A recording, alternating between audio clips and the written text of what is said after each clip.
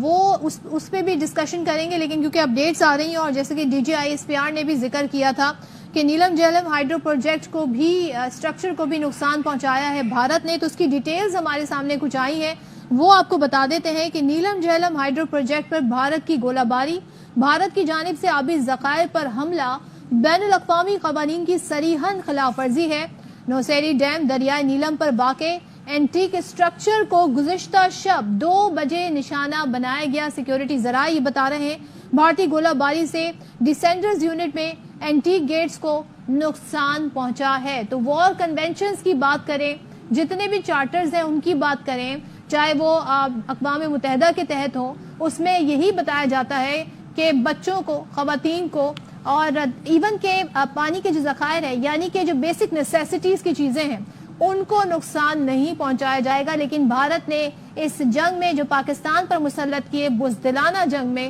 پاکستان میں سویلینز کو نشانہ بنایا اور ہمارے آبی ذخائر کو ٹارگٹ کیا ہے۔ تو حارث نواز صاحب، اب یہ ڈیٹیل ہمارے سامنے آ گئی کہ نیلم جہلم پر رات گئے 2 بجے انہوں نے نشانہ اسے بنایا اسٹرکچر کو، اور اسرائیل کی بات اگر ہم کریں تو اسرائیل کا یہ وتیرہ رہا ہے،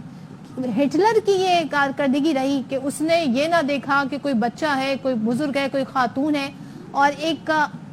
ہیٹریڈ میں، ایک نفرت میں تمام انسانی اصولوں کو بالائے طاق رکھ کر اپنے مذموم مقاصد کو آگے بڑھائے۔ تو مودی کے بھی یہی ہم دیکھ رہے ہیں حالات، اسی نقش قدم پر چل رہے ہیں۔ آئی تھنک یہ جس طریقے سے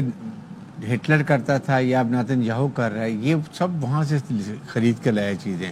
اس کو سمجھ نہیں آ رہی کہ تم اپنے آپ کو دیکھو اور ہٹلر کو دیکھو، وہ پوری دنیا سے لڑ رہا تھا، آپ پاکستان سے نہیں لڑ سکتے ہو، پاکستان سے جوتے مارتے ہو، انڈیا سے ڈنڈوں سے مار کھا لیتے، چائنا سے مار کھاتے ہو، تو اس لیے وہ اتنا کرو جتنا تم پچھتا سکو، سنبھال سکو۔ Think they're getting out of your hands. اس وقت اگر آپ نے دوبارہ یہ نیلم ویلی پر گئے